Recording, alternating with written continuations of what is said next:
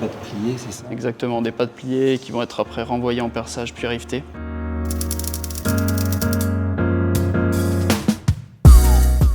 Quand on a créé l'équipe en début 2023, j'étais tout seul. J'étais tout seul pendant les 4 premiers mois. Et puis j'ai commencé à recruter mes premiers collaborateurs ou collaboratrices par des mouvements internes. Il y a des gens de derrière qui étaient très intéressés par l'aventure, par la thématique environnementale. Et là aujourd'hui, il y a plus de 60 personnes qui y travaillent. Voici Fly-In, dédié à l'aviation durable et aux drones.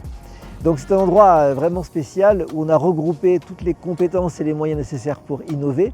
Et on l'a mis là, dans l'usine de Tarbes, parce que les travaux sont confidentiels, mais en même temps un peu à l'écart du reste de l'usine, parce que la vocation de ce bâtiment, c'est de faire de l'innovation collaborative. Donc on accueille des partenaires, des industriels, des startups, des laboratoires. Alors pourquoi c'est important d'innover? On a pour l'instant deux grandes raisons en fait, qui nous poussent. La première sur les enjeux climatiques. Le deuxième élément de contexte qui nous amène à innover, c'est la dronisation. Tu vois un peu ce que c'est ça, Vincent? Donc ça c'est la pièce pour le circuit hydraulique du Great Loop. Donc ici je suis responsable du Tech Lab. Mon rôle c'est de travailler sur les technologies de demain qui permettront d'électrifier les avions pour faire baisser leur empreinte carbone. C'est un choix puisque j'ai quitté mon métier d'avant il y a 1 an et demi pour rejoindre l'aventure.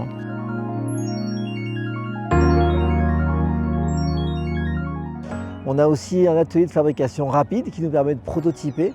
On a aussi un centre d'essai avec différents locaux qui permettent de faire des essais depuis le composant jusqu'aux essais en vol. Et c'est d'ailleurs pour ça que le bâtiment est tout proche de l'aéroport.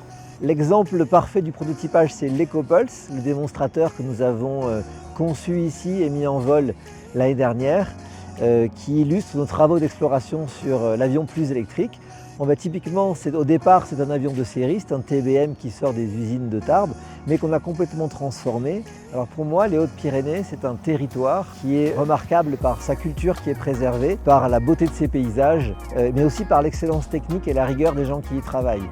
Et je suis très heureux de venir tous les jours dans ce site magnifique et de côtoyer ces gens qui sont en général nés ici, dont les parents et les grands-parents travaillent dans cette usine et qui sont tout à fait attachés à ce territoire, sa culture et son excellence technique.